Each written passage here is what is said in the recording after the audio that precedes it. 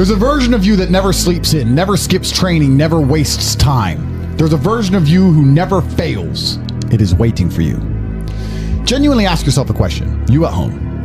If you had done those things for the last 2 years, you never skipped a training, you never wasted time, you never scrolled TikTok, you never sat aimlessly on the internet typing in garbage, never played video games, you never wasted time.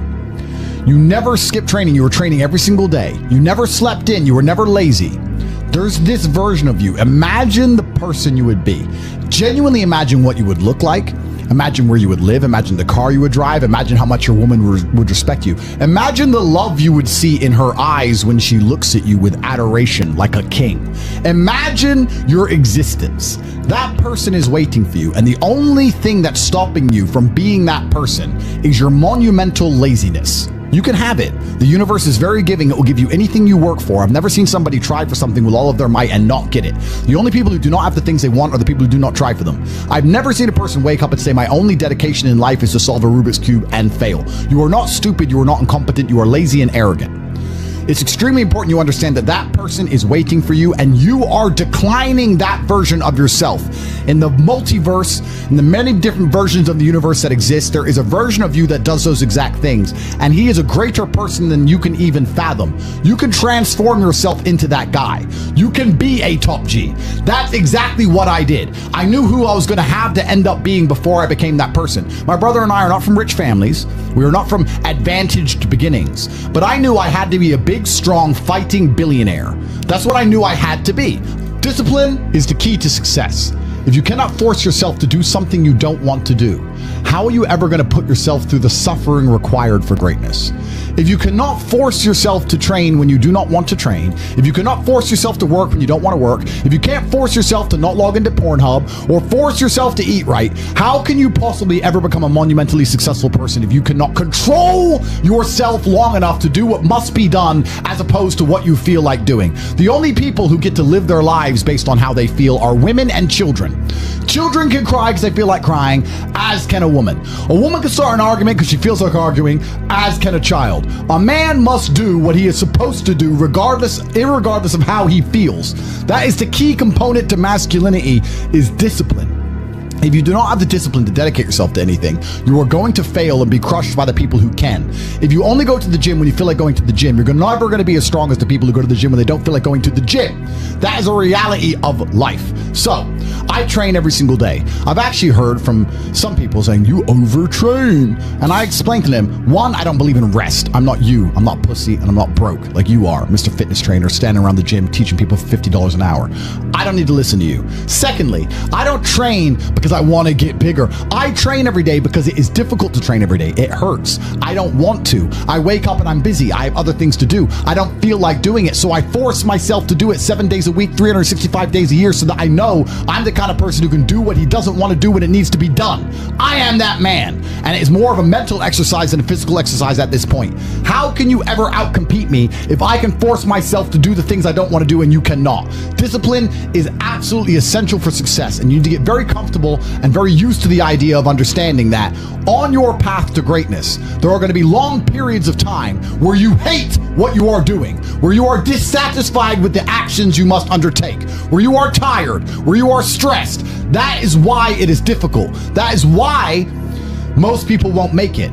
If the path was easy, everybody would walk it and it would lead nowhere. 100 people start the path, 99 fall off because it is difficult, and the one person who makes it to the end gets the gold. If all 100 made it to the end and the gold was divided by 100, it wouldn't even be worth anything. The difficulty gives it value. The fact that it is difficult to do is the key component into the fact you want it in the first place. If it wasn't difficult, everyone would have it and you wouldn't want it because no one would respect it. It's supposed to be hard. Life is supposed to be hard. You're supposed to think this is terrible. You're supposed to suffer and smile through the pain regardless. Discipline is the key to success in all realms as a man. And if you lack it, you stand no chance. You can give most people a roadmap to success.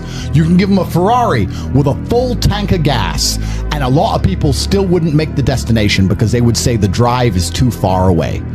quitters. They don't have the discipline. You can tell them exactly how to do it. You can give them the mechanism to get there, but they don't have the discipline to complete the drive and end up at the destination. That is the majority of Earth. This is your competition. People who, even if they are told what to do and people tell them exactly how to do it and help them do it, still quit, still fail because they lack discipline. Even me, with my monumental powers, I can't make a quitter successful.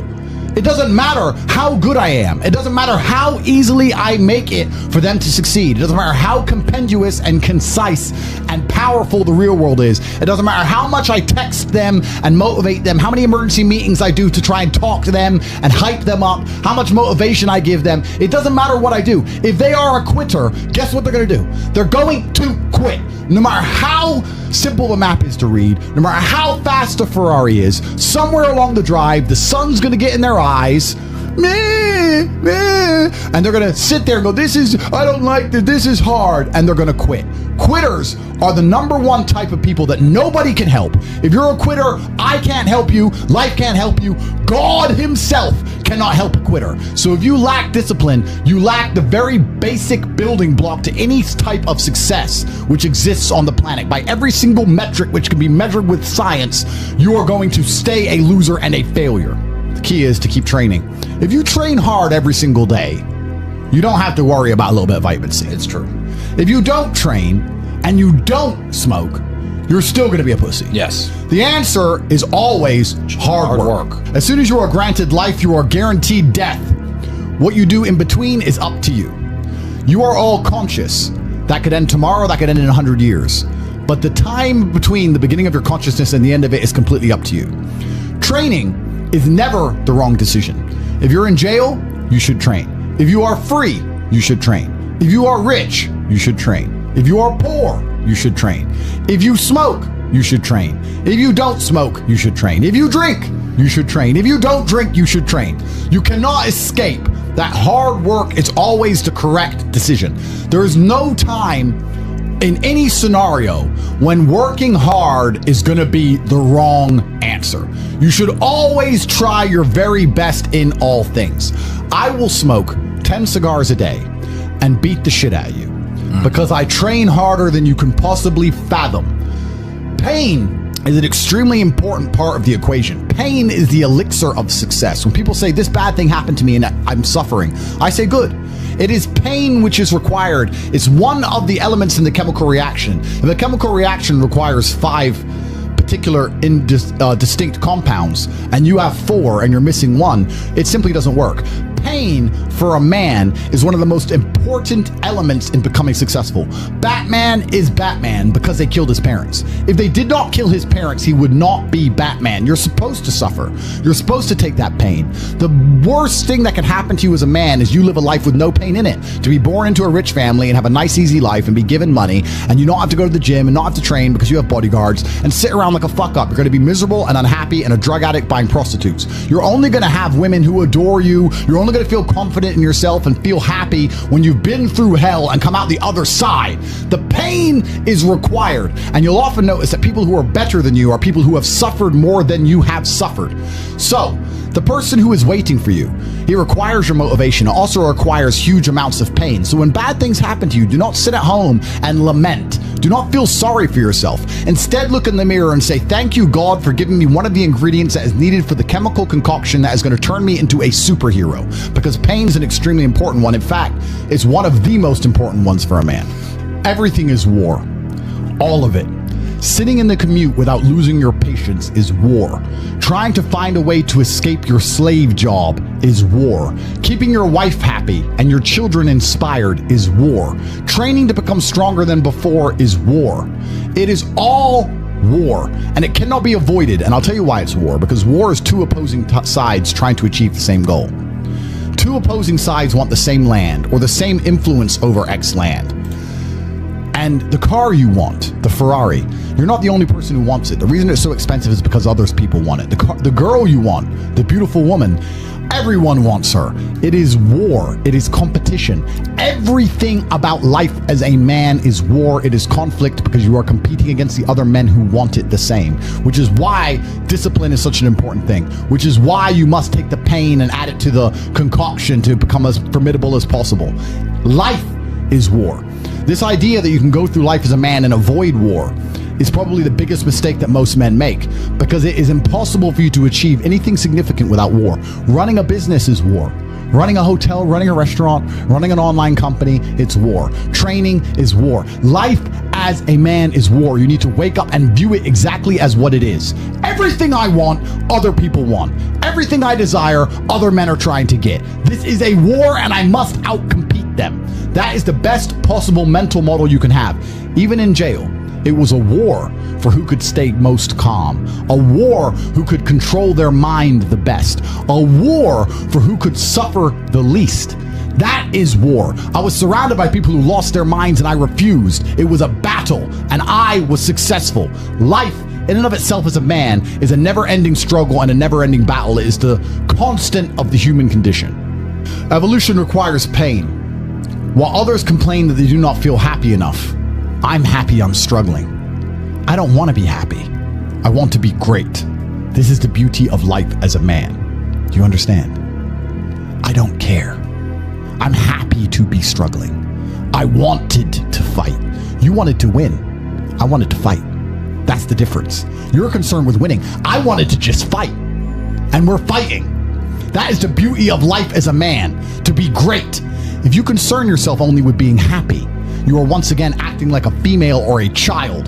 Happiness is fleeting. It doesn't even matter if you're concerned only with the hedonism of happiness. You're going to drink alcohol and go to parties and go to festivals and take drugs. I want to be happy. Who cares? I want to be great. I want to be great all of the time. And let me ask you a question as a man at home, genuinely, truthfully. Would you rather be a loser who's always smiling, a happy loser, or would you rather be a stressed winner? Because I'll tell you something about winners. Most of them are stressed. We are stressed. We're stressed. Putin is stressed. Genghis Khan was stressed when his messenger turned up after a 4-week ride with updates from the battlefront of Iran. I'm sure he was stressed by what he read. Even if it was very good, even if it all looked fantastic, he's starting to feel stressed. Okay, well now maybe I need to go to Iran. How long is it going to take me to get there? Maybe we need to send more horses. Maybe we need to colonize Iran. He felt stress because the beauty of life as a man is to be great. So you have to sit here and ask yourself, do you want to be a happy loser that's insignificant? Nobody knows you exist. Women don't respect you. Men don't respect you. Nobody cares if you live or die, but you get to smile all the time. Or do you want to be one of the most important people on the planet with a little bit of stress?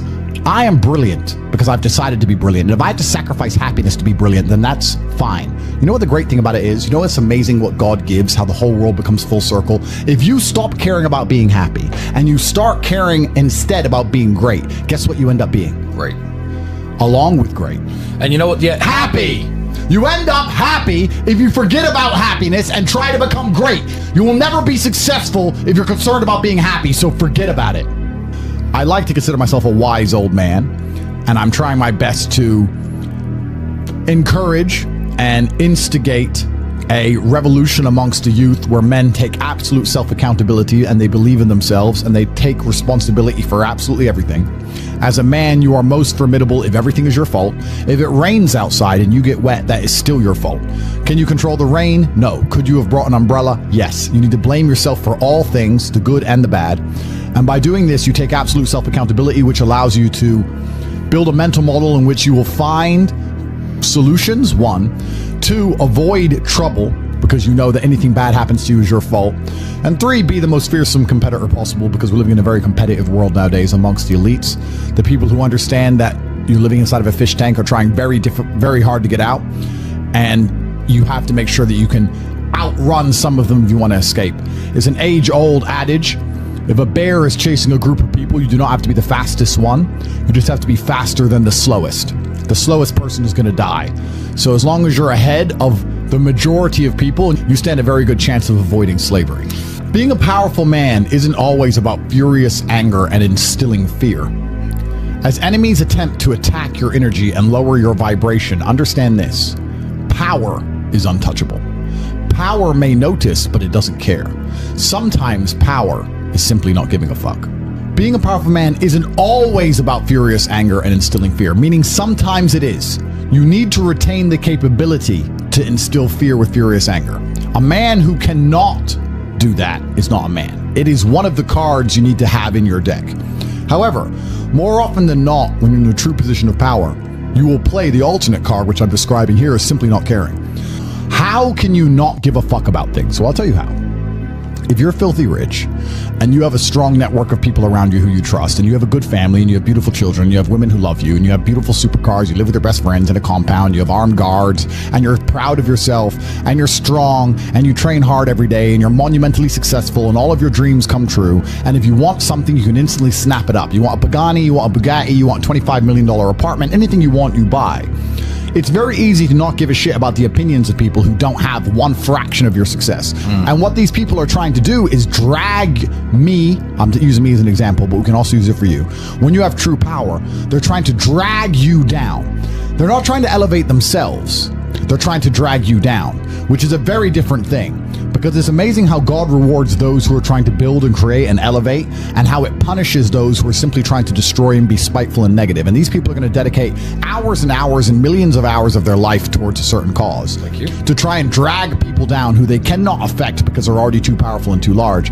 And they're wasting their own human experience, and they're not progressing or advancing themselves in any way. They will stay brokies, and we will stay rich forever. So the lesson here is that you need to get to a position where ignoring people is a move in which you're guaranteed success. You can ignore people completely and they are benefiting you. And that comes from a position of power. And I think a lot of you at home right now, you may not be in our position, but if you're already working hard, you're already going to the gym, you're already training, you make sure that you're getting as much muscles as possible, as much money as possible, you're dedicated, you don't sleep in, you don't waste your time, you don't smoke weed, you don't play video games, you're focused on trying to become fantastic as a person.